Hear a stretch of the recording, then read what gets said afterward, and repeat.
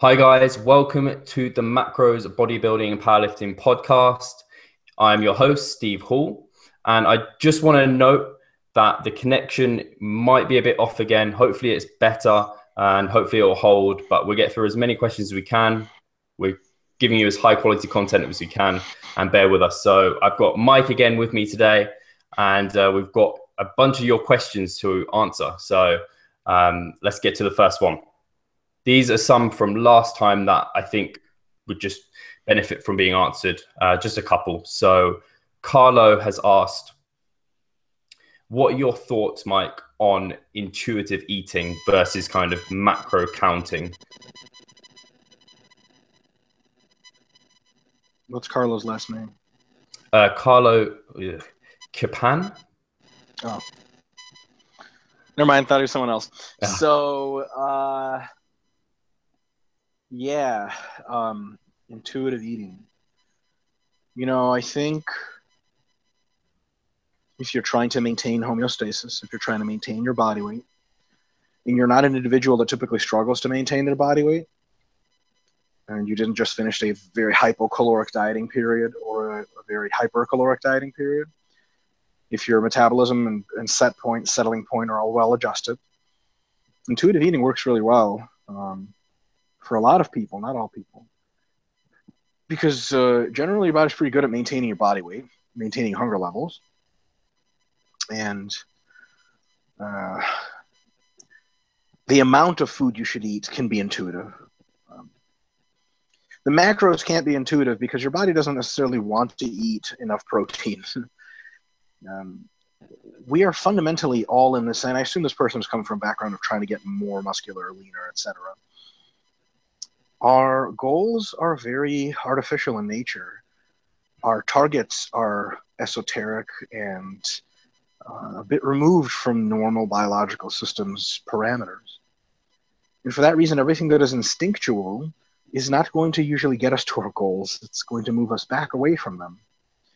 So in reality, intuitive eating and food amounts is okay in some limited sense for some people, but if you're very serious, so for health, it's okay.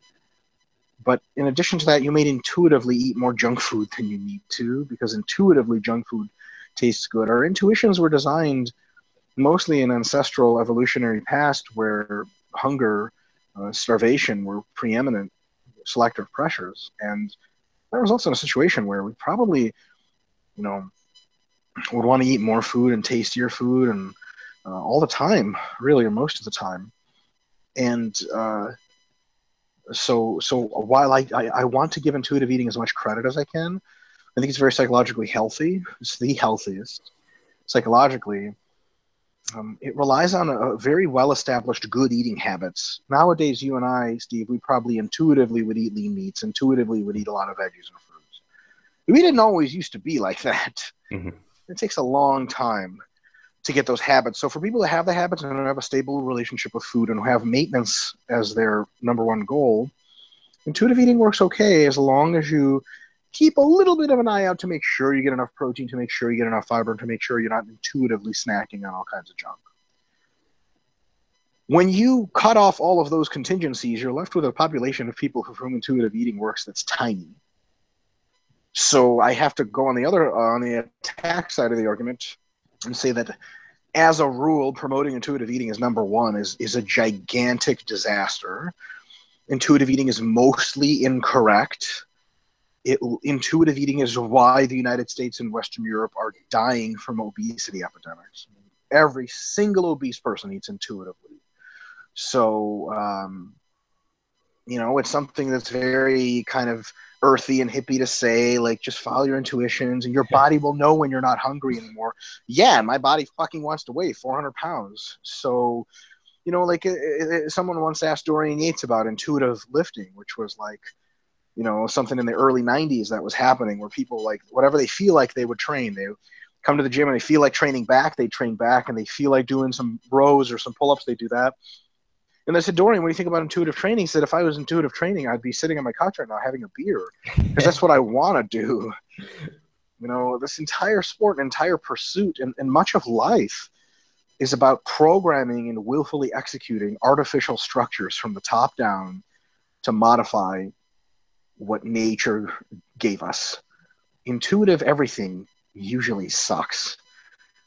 It doesn't produce anything but survival in the barest essentials. So if you can make more of your eating intuitive and stay on track, I think that's great. But don't expect it to be an easy process, and don't think that, there's something wrong with artificial top-down macronutrient structures, timing structures. It's all designed to get you better. You're not intuitively supposed to be a very good athlete. You're not supposed to be very jacked. There wasn't anyone like Ronnie Coleman around. Ronnie Coleman, assuming he's still the most muscular, him or, Big Ramey, somebody like that. Big Ramey's the most muscular individual that's ever lived. There was no one like Big Ramey in all ancestral time, because they weren't applying these top-down cultural artifacts. Ideas about what to eat, what to inject, how to do it, and how to train. Intuition doesn't take us very far as big goals and accomplishments. So I don't have much good to say about intuitive eating, but eating can be more intuitive during times when you're maintaining and you don't have a lot of crazy goals and just doing strength training. And then, if especially with particular foods, I think intuitive eating is great. If you want salmon versus turkey, that's great. But it's also irrelevant largely as to which one you choose. So I think from that perspective, it's good. And if you can keep on your protein and do a good job there, intuitive eating works for some people. But let's not just, I don't want to assume that it works. Do you think intuitive eating is some kind of answer to a problem? If you have to ask, the answer is no. If intuitive eating works for you, great, you got lucky. But it's by no means, it works for very few people. I guess our bodies are designed to keep within a certain set, like body fat set points. It loves homeostasis, so it's going to fight that. It's got hormonal structures in place so long as you're healthy to keep it in line, but it also is kind of calculated to desire calorie dense foods and delicious foods, and those things you can't always attack intuitively. Something I have used with my clients is kind of tracking as minimum amount of things as possible so that they can still get their goals. So maybe they just track their body weight and protein, or protein and calories and body weight, things like that. But yeah, I think I completely agree. I personally couldn't eat intuitively and progress like I want to. Exactly. Cool. So we'll get to the second question, which is from Shimmy Hacker, which also kind of answers Ben Shepherd's question. And it's very much to do with calorie cycling, asking nutrition on recovery days during a mass phase and cutting phase. How much less should we eat on rest days versus training days? Or should we just keep a level intake throughout the week? It's a very good question. In a large sense, one of the reasons why we differentiated so highly between rest days and training days in the Renaissance diet and in our templates is the universality of application that allows. Here's what I mean by that. If you have someone who trains 3 days a week versus someone who trains 5 days a week, if you tell them to eat the same amount of food every day, you're going to overfeed the 3-day-a-week trainee and underfeed the 5-day-a-week trainee. But if you tell them to eat plenty of food on their training days and not so much food on their off days, that's going to recalibrate everything and adjust automatically. So that if you train 6 days a week, you eat a lot of food because every day is a training day. You eat training day food, which is more. If you train 2 days a week, you eat very little food, but you're supposed to eat very little food, or relatively speaking, much less, because you don't have that kind of crazy expenditure, right? So it's a kind of self-solving problem. In addition to that, there are some structural considerations that when you are training, before training, you need more carbohydrates to be allocated. During and possibly during, in some situations, definitely after training, you're in a more conducive environment, insulin sensitivity and carbohydrate sensitivity. So it's better to eat more carbohydrates post-training. Probably good to avoid fats in that general window. So your eating there is going to be a little bit different fundamentally. And off day, there are some different considerations. You can go lower carb and be okay. So there are definitely differences that arise on the macronutrient and timing fronts, for sure.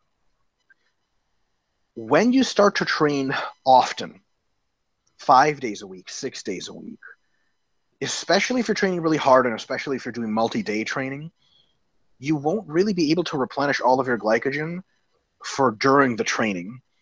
And if you're looking at some kind of fear of, well, you know, on the off days, I better not eat too much or else I'll get super fat. I think, okay, but if you have one off day a week and you just eat the same amount on the off day as you do carbs and everything that you do on the training days, how fat is that going to get you with one day? It's not. It's probably going to replenish some glycogen too and really promote recovery because you really need recovery. But if you train twice a week, do you really need to smash 400 grams of carbohydrates every other day? Probably not. So if you train very infrequently through the week, or your training volume every time you do train is relatively low, 2 to 3 days a week, an hour at a time, even with calories, there is a distinct recognition of the fact that you need fewer calories on your off days and you need more calories on your training days. There's definitely a pulsatility there. As you train more and more, 5 days a week, 6 days a week, 2-a-day training, you can pretty much eat the same amount every day. And it's actually probably a net benefit because on the days that you're not training hard, that's when you should be eating to compensate for the losses you incur in glycogen, muscle glycogen, and fatigue and all this other stuff on a training day. When I just did my recent cutting phase, and actually just all the time sort of because I train a lot all the time, I train with weights 6 days a week and jiu-jitsu 2 to 4 times a week. And I do walking cardio in addition to that. On my off day, when I don't train, which I don't actually have a technical off day now, it's either cardio or weights or jiu-jitsu. But on days on which I train much less, sometimes I have off days, I eat just as much as on training days because when you train that much, I mean, you're just constantly in an ability to replenish muscle glycogen. But if you're an individual who trains 3 times a week with weights for an hour at a time and maybe doesn't do much cardio, it does probably pay to eat more calories on your training days and fewer calories on your off days because the demand is different. Will it all cancel out at the end of the week? From a body weight perspective, absolutely. Calories in, calories out over the week is all that matters. From a body composition perspective, you would probably be better served eating more calories on training days and fewer on off days. Why? Because on training days, you need more calories for energy to have good workouts. If you tried to work out on off-day calories, you would suffer. And it's probably very likely that the anabolic stimulus from training, the cascade of growth, is benefits in a high carbohydrate, high insulin environment in the several hours post-training. Muscle glycogen is more sensitive to restoration, and you'll probably get the gears rolling on training better that way, and the calories too. So both pre and post-training, so in the training day, probably going to have more calories, particularly from carbohydrate. And off days, if you don't train very often, good idea to eat a little bit less because the demand isn't quite there. And if you eat it, you'll put on a little bit more body fat. But if you cancel that out by not eating as much on the training days, so your pulsatility is less, you'll gain less muscle. So over the course of 10 weeks, 8 weeks, you may get slight differences in muscle and fat accumulation or deletion if you don't use a pulsatile approach versus one that's not. Now, it's a small matter. It's a very small matter, but I think it's one that bears attending to if you're interested in better and better gains. Cool. Yeah. So if someone's training infrequently and they want to optimize their results, it makes sense to try and have some time in there. But if they're training really frequently, or if they're not worried about optimizing results, weekly averages is kind of the way to go. Yeah.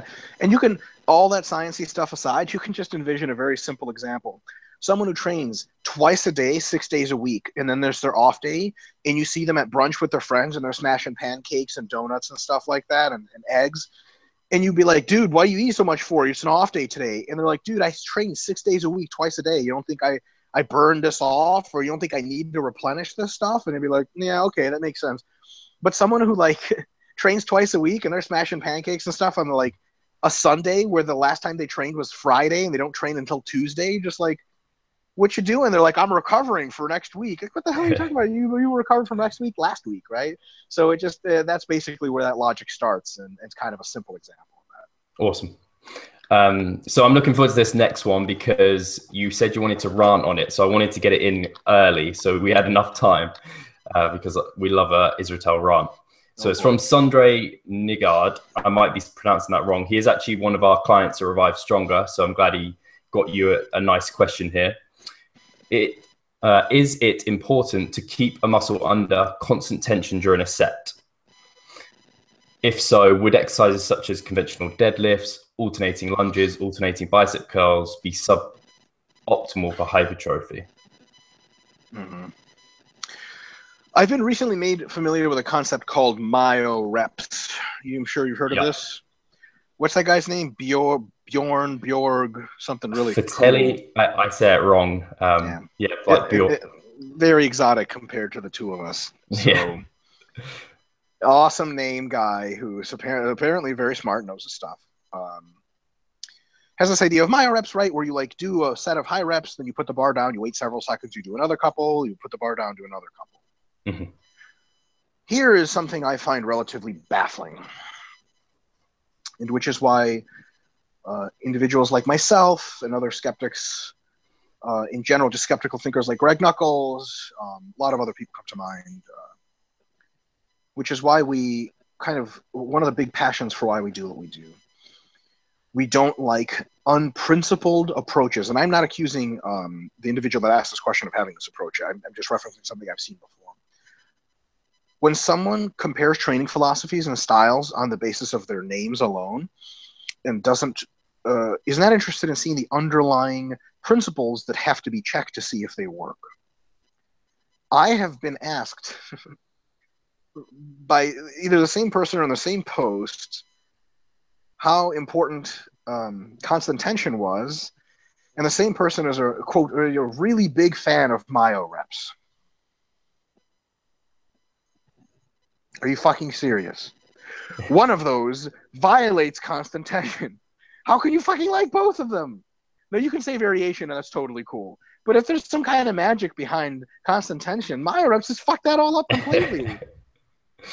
So one of my favorite, most baffling, fascinating things is that, I'm not saying these are training fads. They're ideas that are good ideas sometimes. But people get caught in these ideas and they come and go, and the same individuals will hold mutually contradictory ideas, either in linear series time, like 1 month they're big on myo-reps, the next month it's all about constant tension, or at the same time, which is fucking insane, for lack of a better term. Mm-hmm. So to answer the question directly, I am aware of absolutely zero fucking reasons that constant tension is a thing. I mean, zero. One thing constant tension might be good for is making sure to get the most metabolite load out of the least total volume. I'll be very clear about what I mean. Leg press. If you constantly have tension on the quads, which means you don't ever lock out, which sucks total balls, you might get 20 reps. That means your volume load was 350 pounds times 20 reps times the distance your legs moved, which is about the same every time. That's your volume load, and you got to a nasty, nasty, nasty metabolite situation at the end of that. I mean, fried, right? Where you like have to rack the weight and turn over and everything's cramped up. Now, to get the same kind of peak of metabolite expression, you could have done 30 reps by doing myo-reps, or rest pause, basically, right? You get 15, then you rest you lock out for like 5 seconds, 5 breaths, and then you go another 5, and then you lock out for another 5 seconds, and you do another 4, and a 3, and a 2, and a 1, or whatever, and you get to 30, right? You got the same peak metabolite concentration towards the end. So like the last rep of 30, rep number 30, your legs hurt just as much as they did on 20 for the other one, but you did 1.5 times the work. So if you're interested for some reason in getting good metabolite expression, but you're interested in minimizing workload, perhaps constant tension is a good idea. There's a complication to that thought. We're not so sure. We're reasonably sure, but not 100%. Is it the peak concentration of metabolites reached that is an anabolic stimulus? Or is it the some area under the curve? Because if it's the area under the curve of total amount of metabolites you've been exposed to, then the myo-reps method actually exposes you to more metabolites, because you push it almost till you get fucked up, and then you stop and you rest, and you push it a little bit further, and you stop and you rest. It's a lot of metabolites. It's a lot of metabolites. It never gets super high just towards the end, but you build, and then towards the end it fucks you up. So I would say that style of training, the myo-rep style, per set is more hypertrophic, for sure, because it gives you more volume load, and it gives you a total bigger area under the curve metabolite load. But if you want to hit it hard without having to do lots of work and still get a pretty decent metabolite load and decent work, constant tension is the way to go. But thought another way, on the flip side, constant tension artificially delimits how many reps you can do per set. And if I was really pushing the metabolite front, my guess as both a scientific thinker and a practical trainer would be that myo-reps are the way to go, because those little rest breaks don't let all the lactate go. They don't let all the metabolites go. And then you're back to going into hell, and you're back. And that's a really, really big stimulus, and it's a lot of volume. Now, the volume we can obviate, because we could just say, why don't we just do more straight sets with constant tension? So 100 reps in a workout is 100 reps no matter how you fucking get there. But 100 reps with myo-rep style might also supply more metabolites, because you're in the shit for longer. You're not as well rested during the time. So from that perspective, constant tension is actually worse, right? It was like you do a lat pull down, and after rep number 15, you just go to failure, and it was constant tension the whole time. It hurt a little bit towards the end, but someone's like, why don't you rest and do more reps like in between? You're like, no, bro, constant tension. Like, I can't rest because it takes tension off the muscle. And it's like, but if you took tension off the muscle for a second, you went back at it, wouldn't that fuck you up more? And the answer is, yeah, it would fuck you up more, disrupt homeostasis more, and it gets you probably to grow more per unit volume because there's an additive metabolite load. So what do I think about constant tension? For the most part, I think that taking many breaks between, insofar as it's conducive, is actually probably an advantage. Now, there's a very small difference between the two, and the total volume is what really determines most adaptations. But every now and again, something like myo-reps is a good trick to throw in to really fry shit up that constant tension is unable to do. Because constant tension, by definition, demands that you expose the muscle until it goes, assuming to failure, whatever failure proximity you're working with. When you're not able to do any more reps, you have to take a full break and rest and do another set. So that being said, people keep talking about constant tension. Well, it's all about tension on the muscle. I'm not exactly sure what the magical appeal of constant tension is. We know that tension, is a matter of generating workload, and the sum total tension multiplied by reps is what gets you to grow. So if you get there by, every time you lock out your arms, your triceps stop working. Yeah, but how many total reps did you do? 20. That means you got 20 total tricep stimulus reps. Okay, great.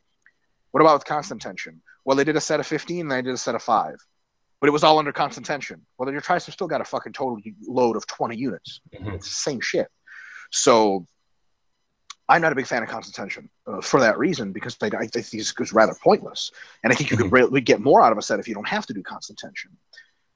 People who use constant tension, in addition to that, oftentimes end up cutting the range of motion for no damn reason, which I don't like at all.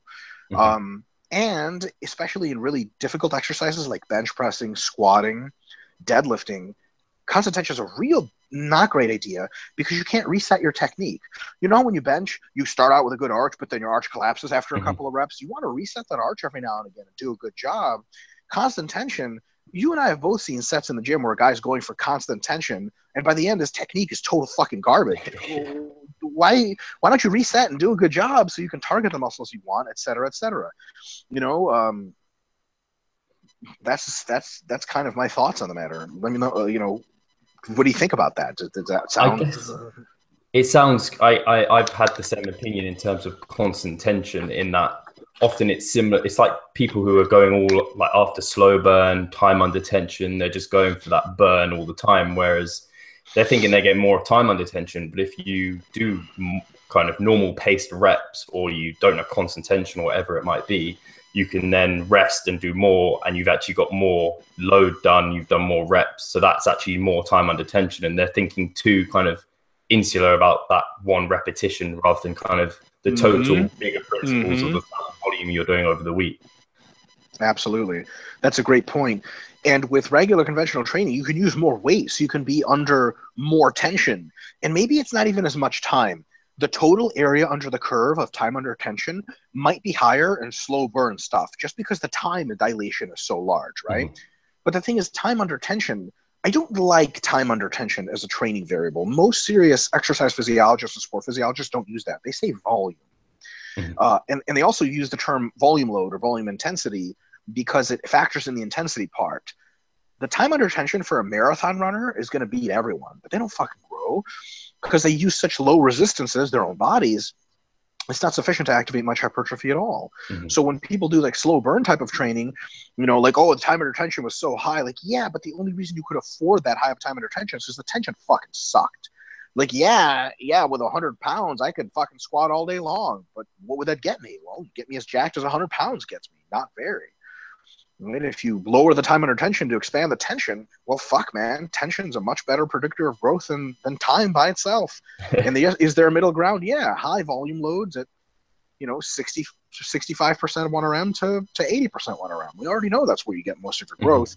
How you do the sets and reps, so long as you're getting the work done, is a much smaller concern within that window. So my big problem with constant tension type stuff is I never know what people think they're getting out of it. I've talked to people. I want to keep tension on the muscle. Why? I've never gotten a good answer with that. You know, I don't know. Guess is as good as mine. And people say, you know, it saves your joints. Maybe. And if your joints bother you, maybe you don't block out as much. That's totally cool. Saving your joints is a very different argument than some kind of you know, special hypertrophic tool, right? You know, I don't squat, someone could say. Be like, does that get your legs bigger? Yeah, for me it does, because it doesn't fucking break my spine, because my spine's too fucked up to squat. But you don't talk to someone like that. Mind you, it's not me. You don't talk to someone like that and go, oh, squatting's bad because it's bad for your spine. No, that person just happens to have a fucked up spine. And for them, squatting is bad because they're too messed up to do it. But in reality, you know, if you had a choice and you were healthy, you'd squat. So just the same way, like if you have to do constant tension to avoid some kind of injury or something like that, great. Otherwise, I would say that, you know, traditional training should form most of your training. If you want to do some myo-reps every now and again, I think they're great. Constant tension every now and again, maybe for variation, but I think that comes at the very least, maybe a slight expense in adaptation, and at the very least, it just doesn't do anything special. Whereas myo-reps could do some special stuff. You can disrupt homeostasis with myo-reps like you can with a few other things. But, you know, unbeknownst to me, I've been doing myo-reps on leg presses for as long as I've been doing leg presses. And it's just what a terrible, terrible fucking thing. But it fucks you up really, really good. Yeah. So I've been using myo-reps ever since I actually heard about it from Bill Fratelli. I'm going to say his name completely wrong. And it was like one of the first things that got my calves completely sore and wrecked. I hadn't had that sort of feeling in my calves for a long time. Done it, but you do lose you lose that ability to get sore to it. You adapt to I find I adapt to myo-reps quite quickly. I guess it's like any metabolite training. Yep. You gotta thread it in every now and again, not all the time. Yeah. Cool. So we get on to Holger Dumsky's question, who's asked, what is better for long-term progress and the goal of hypertrophy? Linear periodization with a strength phase of 4 weeks, or daily undulating periodization, which I guess is the programming, more the variable, with a lighter session of kind of 8 to 12 repetitions and then a heavier session of 4 to 6 repetitions. So I guess he's asking, would you prefer to see 4 to 6 repetitions done for a period of time and then 8 to 12 in a separate block, or that kind of undulation within the weeks? Fuck, I thought we were done talking about this shit. Yeah, it does come up a lot. Holger, Google, Greg Knuckles and I wrote 2 articles for Juggernaut Training. and they're about periodization. So Google Greg Nuckols, Mike Israetel periodization, and Steve, if you want to put it in the links of the podcast, Yeah. it'd be great. So there's no such thing as linear periodization. There's no such thing as daily undulating periodization. Those are not forms of periodization. They are kind of references to programming. No one's done linear programming in I don't know how long. What we're actually referring to is what's called block style programming, or as otherwise known as block periodization, where you have distinct blocks of training. What I think is between your two answers, I think that you can have a strength block that focuses on some days being maybe 6 to 8 reps, other days maybe being 3 to 5 reps, and undulated, okay, or varied within the week to promote variation, recovery, adaptation, and best stimulus. Another later block can have you, some of your days be between 6 and 10 reps, and other days between 10 and 15 reps. That would be your higher volume block. Still has undulating elements, but is promoting more volume. In reality, I would say that you probably need 2 to 3 of those high volume blocks for every one of the low volume blocks to get the best hypertrophic outcomes possible. Because the low volumes are good every now and again, but too often you're just pissing away a lot of time training with low volumes, which is cool for getting stronger, not going to get you the biggest ever. So if you envision with your first example of linear periodization, so to speak, with a whole block of 5s and then a whole block of 10s after that, the 10s block you're going to grow like it's going to be awesome, but not enough variation within the week to promote best recovery, adaptation, and best growth. So it's not the best growth, but it's good. 5s, you're resensitized to growth really well on the 5s, but if you alternate those every other, you're really resensitized all the time, but you're not getting the most out of everything all the time. It's like stopping for gas every quarter tank in your car. It's fucking pointless. You'll have no problems. You'll have gas all the time, but you'll also be pissing away a lot of time not driving. So stopping for gas to resensitize your body's hypertrophic mechanism is probably good every 3, every 4 mesocycles.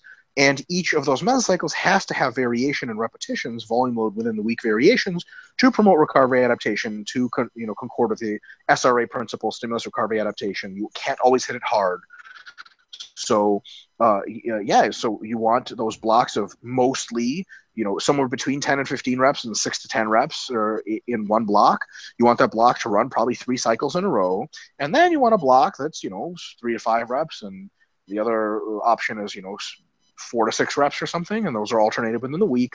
That promotes good strength gains, but it also allows those kind of resistances to hypertrophy to fall off. And then you would do some more hypertrophy training going forward. So perfect. Yeah, I think that a lot of people get confused, and maybe they think that they think that daily undulating periodization, kind of that model of kind of a hypertrophy days and strength days, can be their programming forever, and that isn't a periodized model. It kind of falls within the programming. So yeah, I'd recommend Holger, if he hasn't got the scientific principles of strength training by you guys, to get that book and also read that article, which I'll link below, about periodization and how there is kind of loads of different That's ones. right. I have corresponded publicly with Mike Zordos, the DUP guy, on Facebook, where he said, yes, I think daily undulating periodization is good within the week. I also think that month to month, cycle to cycle, you should vary your average repetitions based on your goal. Mike Zordos says this is a good idea. So when people say, just do DUP all year round, if you told Mike Zordos that, he'd be like, okay, that's good, but how about we vary some things between cycles? And you'd be like, no, bro, you don't know what you're talking about. DUP, you do the same thing all the time. You'd be like, yeah, I invented DUP, right? So it's one of those situations where there's a bit of a false dichotomy, right? Mm-hmm. You can have the ultimate style of training, which is the most effective style. It's called modern periodization. I learned about it in school. It uses undulating within the week elements, and then uses between week undulations, and it uses between cycle undulations. It's undulation at all levels with purposeful goals. And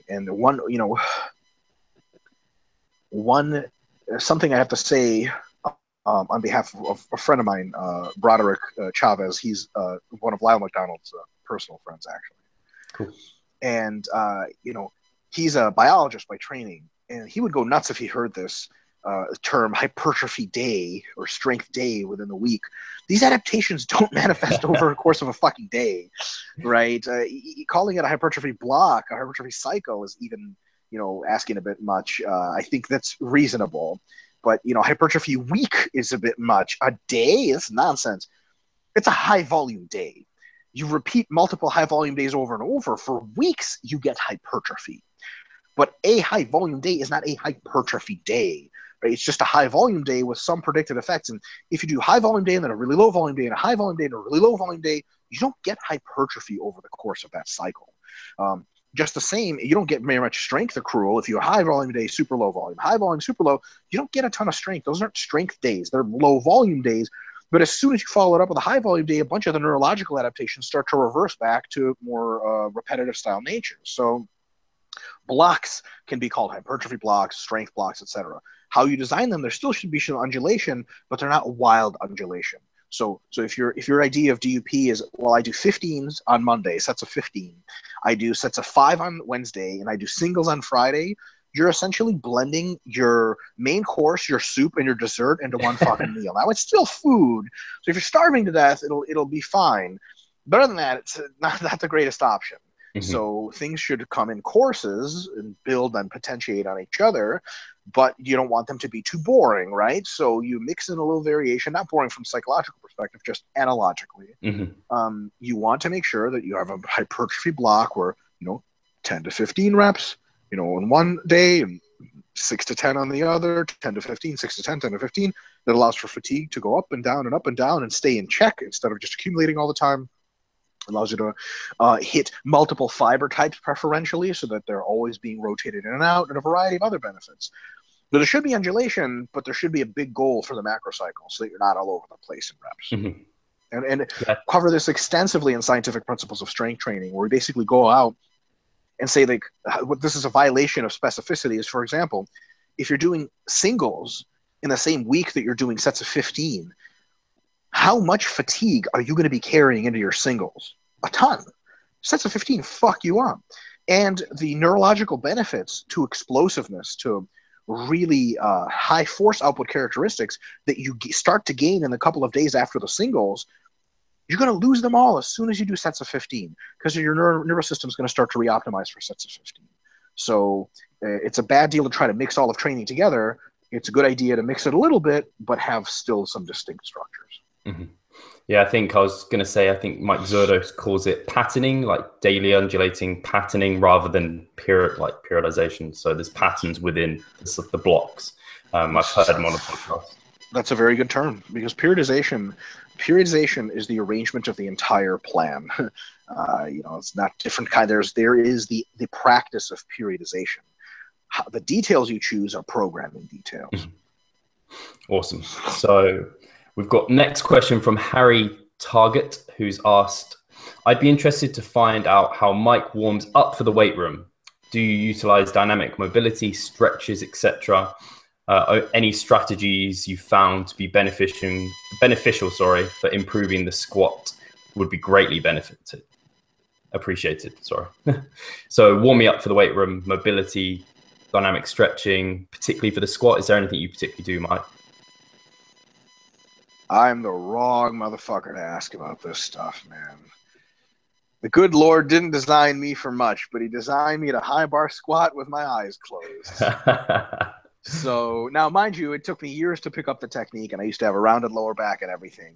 But through technique practice, I've gotten very good at high bar squatting technically. I don't warm up in a special way. I show up to the gym, and I start with body weight squats. Then I go to 135, and then I go to 225, and then I go to 315, and I just keep going up and up and up until I get my working sets. I do a potentiation set, and then I go. In between, if I'm feeling really tight in my adductors, I've had adductor injuries, probably stemming from Brazilian Jiu-Jitsu, I'll stretch my adductors, giving up some force production abilities for a little bit of an enhancement, a decrement in injury risk. And other than that, I really just don't do anything special. I don't even walk on the treadmill to warm up or anything like that. So I think the really good person to ask that question would be Quinn Hennock. If you could get Quinn on this show at some point, that would be great. Mm-hmm. And repeat that question to him. He'd have a lot to say. He's a real specialist in mobility and warm-ups and stuff. mean, he doesn't really think you should be doing much either, but he can certainly speak more to the mechanisms of why doing a lot isn't a good idea. I think a lot of people piss away a lot of time doing crazy dynamic warm-ups and shit like that have nothing to do with their event.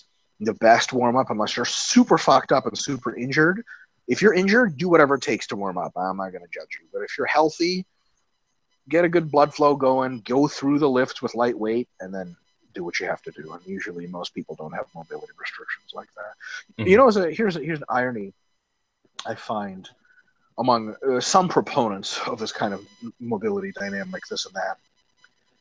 I know people who have super long warm-ups for the squat and all kinds of crazy S&M looking exercises that they do, hang up chains and hang themselves from chains.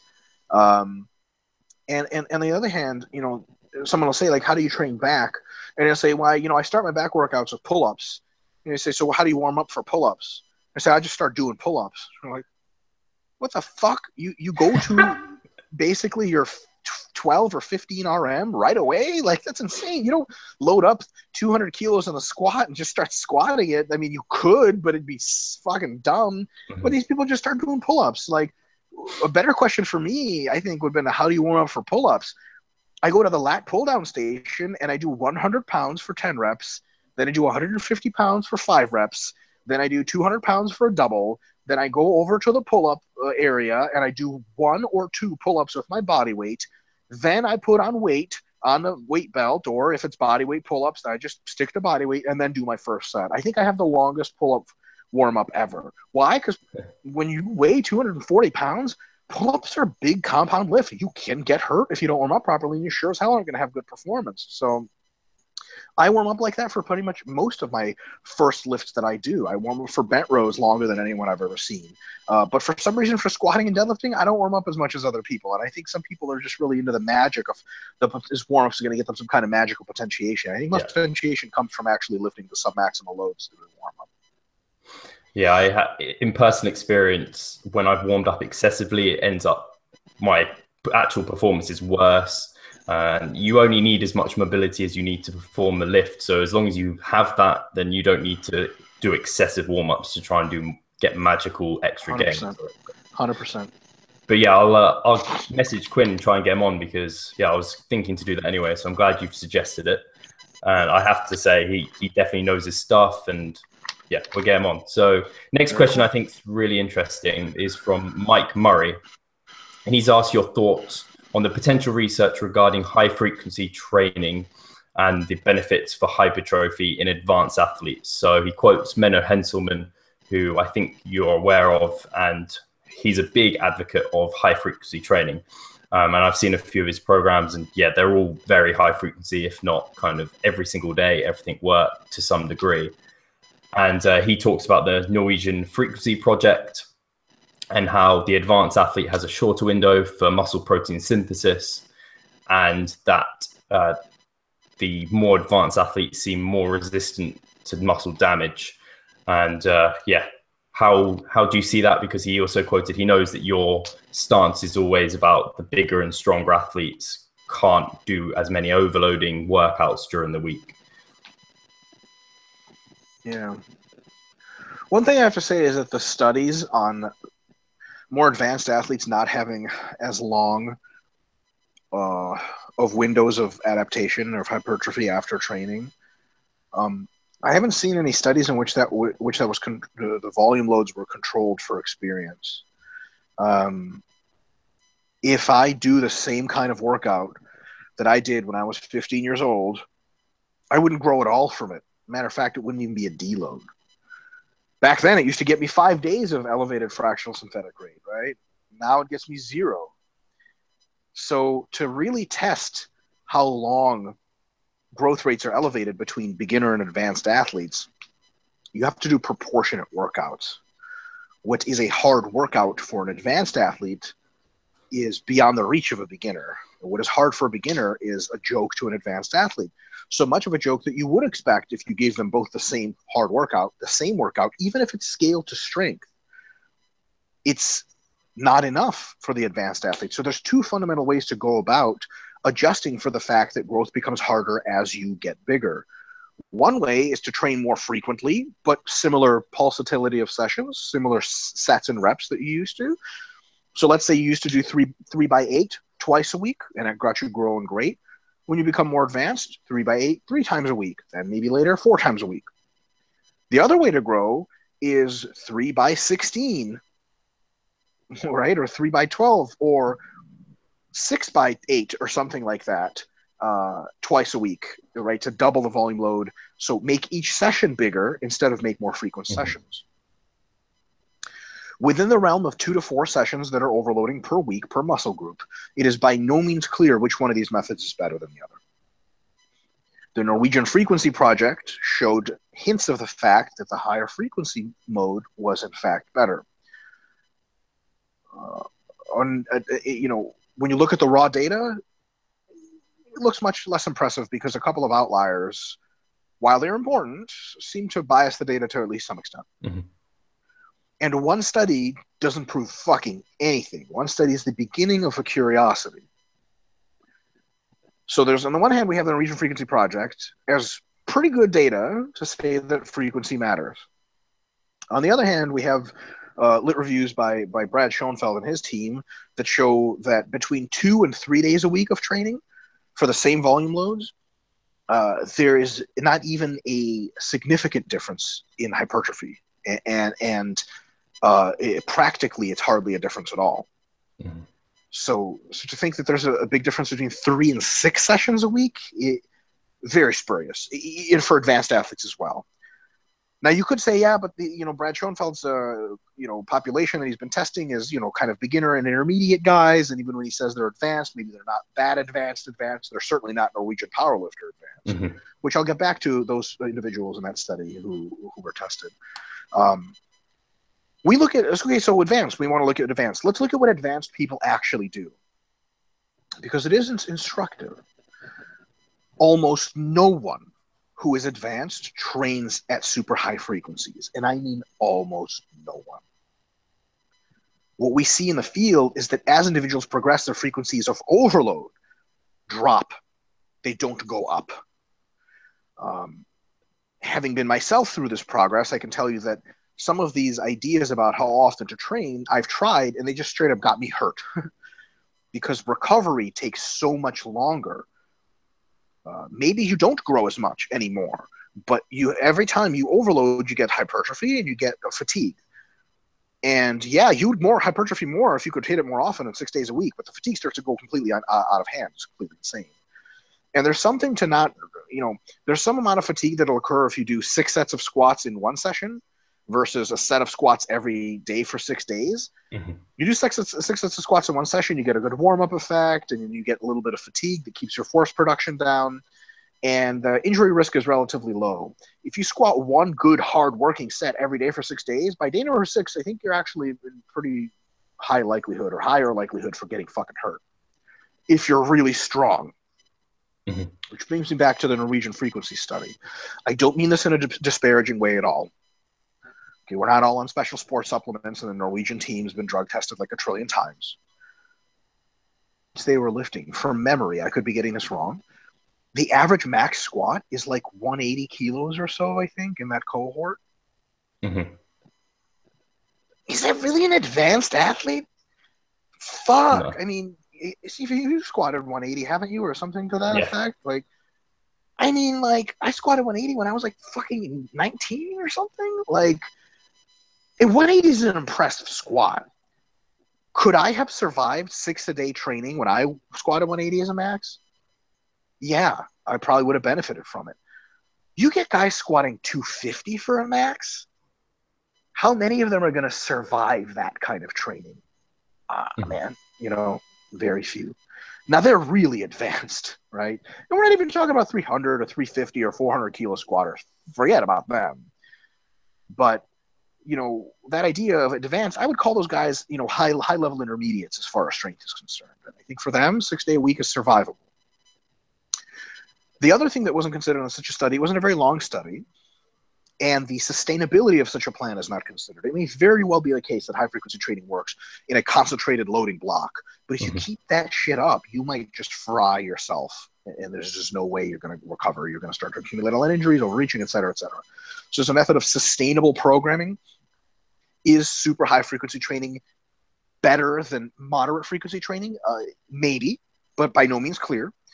So one kind of big problem I have, it's not much of a problem, one of my little Israetel quirks, nuisances, is when people are like, what do you think about the high frequency stuff? I don't fucking think about much of it because there's damn near no data on it. And it's not something almost anyone who's jacked does. Now, every now and again, scientists will come up with shit that jacked people don't do that they should be doing that's even better. That's the beauty of science. But it's not all the fucking time, right? And a lot of times science rediscovers that it turns out that, hey, the jacked people were right to begin with. The classic example is protein dosing. Yeah. In the 80s and 90s, it was cool to make fun of bodybuilders for eating so much protein because, oh, you can't use that much. It was really stupid. Now everyone's fucking bending over backwards and be like, oh, fuck, well, how wrong were we? There's all these great benefits of high-protein diets, especially for dieting bodybuilders, especially if they're drug-free, especially 3 weeks away from the bodybuilding show, especially with hunger as another consideration altogether on top of that. I mean, it's insane. There's guys – I remember reading Alan Aragon and Brad Schoenfeld's review on natural bodybuilder recommendations, and they were recommending protein amounts even I wasn't eating at the time, and I thought at the time, I was like, this is even too high for what I do. This is insane. It was just straight up now that the new standard in science. So boy did the bros fucking win that one. Now let me be clear here. A lot of shit bros do is fucking totally insane and stupid, and I don't have I'm not one of these guys like fucking the bros have it right, brother, we're in the fucking trenches. Fuck the trenches. Half those people have fucking write their own name. But sometimes when almost all of them do something a certain way, man, you can't just come in and be like, nope, that's fucking wrong, and we all have to train 6 days a week for the same muscle group. Maybe that's true. But let's not get fucking carried away with it. You know what I mean? A good application is if you currently train twice a week, take your volume load and split it up into 3 sessions. Make sure you have some pulsatility. There shouldn't all be 3 the same size, one big one, one medium one, one smaller one. See how it works. Brad Schoenfeld's team already confirmed that you're probably going to get a little bit of a benefit, but is there benefit to 4? Is there benefit to 5? Is there benefit to 6? I mean, fuck. I can promise you one thing. I can promise you one thing to everyone who's listening. It's not going to change the game. You got someone who trains hard 3 days a week or 2 days a week for a muscle group. Them training 6 days a week is going to make fucking tiny difference, if any. But I love tiny differences because they're the ones that take you from 5th place to 1st place on a bodybuilding stage or a powerlifting stage. So, powerlifting platform, sorry. So it's meaningful, maybe. But one study and some speculation based on what I think is mildly misapplied research because of that lack of equivocation of difficulty, I just don't see any reason to get carried away with it. And my own personal experience is that overloading sessions, I used to do 2 overloading sessions for my back work until literally last month, and then I can't survive it anymore. My back is now, which is great news, so big and so strong, I can do 1.5 overloading sessions per week. So if someone told me I had to train my back 6 times a week hard, even though it was 1 set at a time, I actually tried that this summer. I literally pulled my tricep on day number 5. I was like, it was just too much fatigue and my muscles just weren't dropping as much. And there's another consideration of pulsatility there, right? We talk about DUP is great because it's pulsatile. It allows for recovery adaptation. It's not slam, slam, slam, slam. What the fuck is high frequency training other than slam, slam, slam, slam? That's at least got to be concerned. You know what I mean? Now, there might be some variations in volume load, et cetera, but then we're not talking about 6 overloading sessions anymore. Maybe we're talking about 3 overloading sessions and 3 light sessions. Then that's a different argument, and I think that way of training is pretty cool. Do you have to do that many light sessions? Could you just take days off? Probably. Can smaller, weaker lifters benefit from more frequency? I think they can. They can get away with less frequency too, but they can get away with all kinds of shit and grow. I think optimally they can recover faster, so they should be able to be more frequent. But females, for example, I mean, everyone who trains females knows that you can do fucking slam them and they take whatever, they recover really fast. You get a guy that squats 250, you don't just put him in the grinder, right? You can try it, but I don't think I personally think there are some caveats there. So what do I think about super high frequency training? I think it's a curiosity, very interesting to see where more research on high level people takes us. For now, I wouldn't abandon your current training style, and I would be assured that 2 to 4 days a week for most muscle groups is, if not even better than 6 days a week over the long course of research findings in the future, at least almost as good. So no concern. And the risks to high frequency training, I think, are high enough for us to not run and right into it and just abandon everything. Mm-hmm.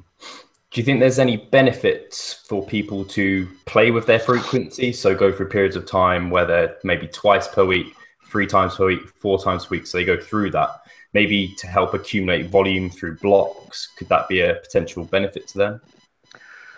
I think athletes for whom technique is important need to keep the frequency high anyway. And there may be an optimal frequency there that's higher than you're used to. In weightlifting, most weightlifting training is a very high frequency because weightlifting is very technical. But, you know, because technique SRA curves, they decay really fast. Mm-hmm. You could train technique productively twice a day, right? If you want. So weightlifters often have multiple daily sessions. If your goal is hypertrophy, the differences in frequency are going to be, or the differences in frequency that manifest as differences in size are going to be so small, they're barely going to be noticeable. But just for pure psychological variation and playing with different structures of programs, I think you can have some blocks where you do 2 days a week for each muscle group, some blocks where you try 3, some where you try 4. You're going to have to pay attention like crazy to see any really good results. But I think that some muscles and some movements are just more conducive to high frequency training because they don't fatigue a lot. You know, if you train your hamstrings with stiff-legged deadlifts, can you do that every day? The answer is no. You can. You'd have to lower your volume loads like insane amount, and you won't even be overloading. So anytime you overload meaningfully with your hamstrings, they're going to get delayed onset muscle soreness for a couple of days. So they're inherently delimited. For muscles, like some people can train their lats every day, biceps, you know, side delts, rear delts. Some people can train their calves every day. They just recover really fast. Mm-hmm. So I think the better indicator of how often you should be training is how often do your muscles recover? How quickly do they recover? If they recover really fast, if there's a really quick turnover, I think you're golden to really have a higher frequency. So, for example, you know, can you get away with training legs once a week? Quads? Yeah, probably. You can probably fuck them up for a good 4 or 5 days. Biceps? If you're not training your biceps at least twice a week, you're spending most of the week not getting bigger biceps, right? So I think it's more muscle specific than it is. I don't think the whole body should be applied to this, like a very high frequency type of situation. I think if you trained your biceps every day, you can probably get away with that and get really good growth. Yeah. Train your quads every day. Good luck. I wouldn't do it. Mm-hmm. Yeah, it's those, I remember you saying in the book, it's the smaller, slower twitch muscle fibers that recover faster. And if you're a smaller individual, then they're going to recover even faster. So yeah, that's great. So if we get on to the next question from Roberto, we'll get back to Mike in a minute. You might have to do some. I can hear you. Cool. I'll just edit that bit out. That's cool. So Roberto Ricciardella has asked, what's your opinion on 2 times a day weight training as a way of increasing volume during a mass? Or would you be concerned that it's just junk volume kind of stuff that's not really going to help you benefit and grow? You should just be better off recovering. I think it's great. When you get into 2 times a day weight training, I am operating under the assumption that you ran out of other days of training, that you're training at least 6 days a week, right? Because if you could, why don't you just make them fresh and come in fresh on another day? So I'm assuming you ran out of training time. You train at least 4 days of the week, maybe hopefully up to 6. When you need to get to 2 times a day training, 2 times a day training is very productive, but it's so productive that your risk of overreaching overtraining is now extant. It is high. So I'd say the limiting factor isn't on junk volume. As a matter of fact, 2 times a day training is a great way to prevent junk volume, which I'll talk about what that means in a second. But before we get all happy about 2 times a day training, I got to say that that's a path to overtraining risk. because what 2-time-a-day training can do is allow you to train that much more with volume and intensity that you may start to really push past your MRV super easily. And Alex Viada has spoken about this very eloquently on his Facebook, where he's basically said, look, if you train 3 or 4 days a week and you're like just a lifter, you lift for an hour and a half, you don't fucking ever have to worry about overtraining. You're never going to fucking overtrain. You don't train enough. You start training 6 days a week, twice a day, overtraining, overreaching is a constant risk. So you got to be on the ball with fatigue management. On to the benefits of twice-a-day training. If the following conversation assumes you are on fatigue management, like white on rice. Benefits of twice-a-day training. Back and biceps. Let's say I have to train them in one session. I have to do one of two things. One, pick what I want to grow and train it first, or two, be okay with something not getting greatest training. How much can you bicep curl when you're fresh? 50 kilos for a set of 10. That's a lot of intensity. That's a lot of disruption. That's a lot of high intensity volume load, the best kind of volume load to grow. If you do 15 sets or 10 sets of back work before getting to your biceps, what can you curl for 10? 40 kilos, maybe 35. Can your biceps potentially handle more? Yes. Would they benefit from more? Yes. Are you more likely to get into junk volume, which is, by the way, defined as volume not sufficiently stimulatory above threshold, but still work? Yes. You may only have 3 sets of biceps left until the fatigue is so high that everything after is junk volume, right? It's like, imagine a cyclist who's also doing running training. If he cycles for 50 miles and then tries to run 10, how good is his running going to be? But he's going to fucking suck. That's not race-paced running anymore. That's survival running. He might have to walk. And so how much cardiovascular training are you getting from walking when you're that tired? I mean, not much. Flip it around and run before you cycle, and your cycling suffers. So there's an inherent limitation there. Split it up into 2 days, and now we're talking. AM, back. Hit back hard. And another benefit, while you're training your biceps, if you train them after back, ideally, you should be recovering for back. Your back, you've turned up the stimulus. You've turned on the signal for growth. And now your back muscles are like, so signal for growth is on. Parasympathetic nervous system should be turning on soon. Food should be coming in. I'll wait. And you're still training biceps. Okay, just kidding. We're not growing then, fellas? No growth. And it starts to turn down those signals. The best thing you can do after hitting a particular body part is go home, have your protein shake, start eating food, and relax, and stop touching it, right? Don't move. Just the same way, when you do your back in the AM, you split up the 2 sessions. Back in the AM, not only do you get to use all of your energy with back, you get a full recovery. Then later you come back in the PM, your biceps aren't super tired like they were right after. You can hit them fucking super hard and then also get recovery right after them. It's the best of both worlds. But it's so good that you can do this with your volume and intensities with them. And if you do that, MRV's right here, you go too far and you're over the hill. Mm-hmm. So one of my best, he's not a client, he's a colleague of mine, Jared Feather, a natural pro bodybuilder, works for Renaissance, and is a former student of mine. Jared and I have similar training approaches, but he doesn't do jiu-jitsu. He just does bodybuilding. So like when I look at his workouts, I'm like, oh my God, like he has a separate session for back and then arms and shoulders, like 4 times a week or something. Like, how the fuck do you recover from this? Because he doesn't do any other kind of sport. I couldn't recover from that. Mm-hmm. And Jared truly pushes his MRV close to it with just weight training alone, and he really does. But because he does 2 a days, if I told him you can only train 6 sessions per week in lifting, he wouldn't be able to develop to his maximum potential. He has to split up the workload to be as good as he can be. Mm-hmm. But he's got to be careful about recovery. So I hope that answers the question to a good extent. Yeah, that's really interesting. And I guess it's one of those where it's very tempting, I think, for people when they hear maximal recoverable volume to just do more and more and more. And there becomes a point at which they have to realize their performance is getting so poor that they're not actually getting good stimulating work. So they might be using 60% plus of their kind of 1 rep max, which should stimulate growth. But if it's poor work, it's junk volume. It's not going to help. Yeah. One of the And if you're able to edit this out and pull the following out as a snippet, this could be a cool snippet to put on YouTube. I don't know if you can do that. If you can, it'd be cool. I can try. Okay. If not, people will just find it as a little gem in here. Eric Helms brought my attention to this recently, and it is an unfortunate thing, but I suppose it's a thing. It's necessary to some extent. People are using the concept of MRV, which I was kind of introduced to people, as a justification for doing too much. There is a sick fucking irony there.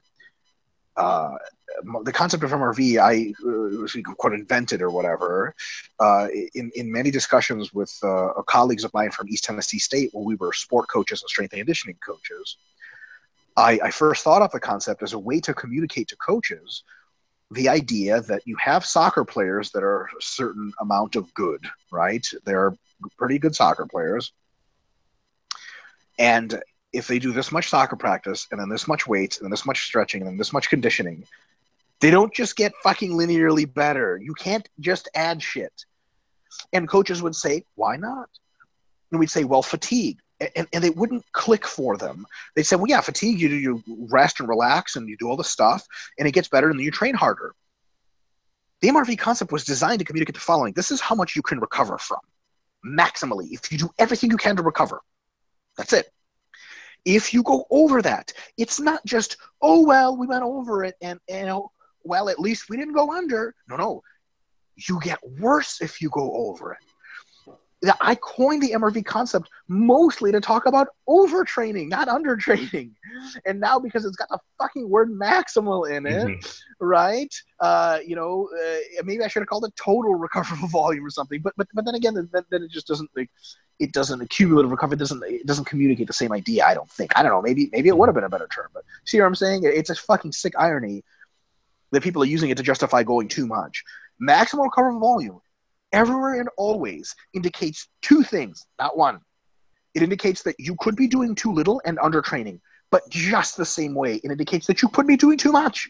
So when people are like, oh, MRV, bro, you got to smash it with 25, 30, 40 sets. I got guys messaging me, be like, I seem to be able to tolerate like 35 sets for arms. Shut the fuck up. No, you don't. You just haven't died yet, okay? Like, what's your progress like? They're like, oh, I don't see progress. Do you think I should go to 40? 40? Are you fucking nuts? You just get rhabdomyolysis and your arms will fall off. So now, mind you, are there people out there that maybe do 35? Sure, fine. But most people can't survive that kind of thing. And it's been, in MRV, I think, has turned into a little bit of a dick measuring contest where people are like, what's your MRV, bro? And like people have asked me that. Like they're like, hey, what's your MRV? And I'm like, well, typically MRV is between these ranges for most people who are of a certain training age. And they're like, no. I want to know what your MRV is. And my first instinct, not to be a dick, my first instinct is, who the fuck gives a shit? Like, how the fuck is that going to help you? People like ask me, like, Dr. Richard, what are your favorite diet foods? Who gives a fuck? I have shitty taste in food. Everyone who's known me my whole life is like, you're a picky piece of shit that eats bland food. Which, by the way, I'm not as bad as Nick Shaw. Nick Shaw, like, is the most bland eater ever. Like, his best meal is, like, barbecue chicken and oatmeal. He can eat that shit till the day he dies. It's amazing. So people are like, what's your MRV? And I tell them. And I feeling like, they ask other people that, and they're like, well, my MRV is like 25 sets per week for back, and yours is only 15. It's not good or bad. I win because I have to do less sets to get the same effect you do, right? You could put it like that, but it's really irrelevant. And it's interesting how the concept is morphed. So I just want to make it clear, MRV is not, if you do this much, you'll be better, but if you do more, it'll be great. It's a top end. Above it is bad, just like below it is good. And as a matter of fact, above it, it's probably worse. So if anything, erring on the side of undertraining a little bit, for most individuals that aren't super highly competitive athletes, that's probably an even better idea. A little bit. I'm not saying like, oh, my MRV could be 20. Let's train 5 sets a week. That's dumb. But doing your, trying to do your best and erring a little bit on the side of precaution, I think is wise. And it's unfortunate that MRV has kind of become a poster child to some people for just going all out. It was designed for the opposite of that. And I don't think it's a big deal because I'll continue to make that clear every time I talk. I'm not an advocate of crazy, insane, do as much as you can training. That is absolutely not an advocate of that. I formulated memory concept to be an advocate over the opposite thing, that you have limited recovery ability. You don't want to do more than you can recover from and adapt to.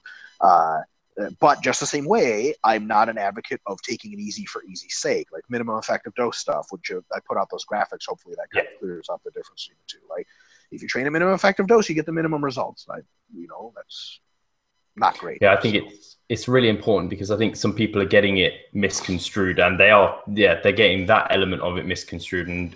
But if you do come to source and you look at what you're saying, what MRV is, the definition, you defined it yourself. You are the creator. So what better place? Every single time you do make the caveat that it's a limit, not a necessarily like you can always do more. It's not kind of, even though it's called maximal, it's like a battery. You've got a limited amount to use, which is why I wanted to define it and give people a place where I could just be like, read this will explain it in a way you can understand it. So unless there's anything else you want to say, Mike, I think if we call it there, and we can get to some of these other questions another time. I think that was very productive. Bring on more questions. I love it. Awesome. Yeah, we love it too. So thank you very much, Mike. Thank you very much, everyone, for tuning into the podcast and asking the questions. And we'll get to you soon. Cheers.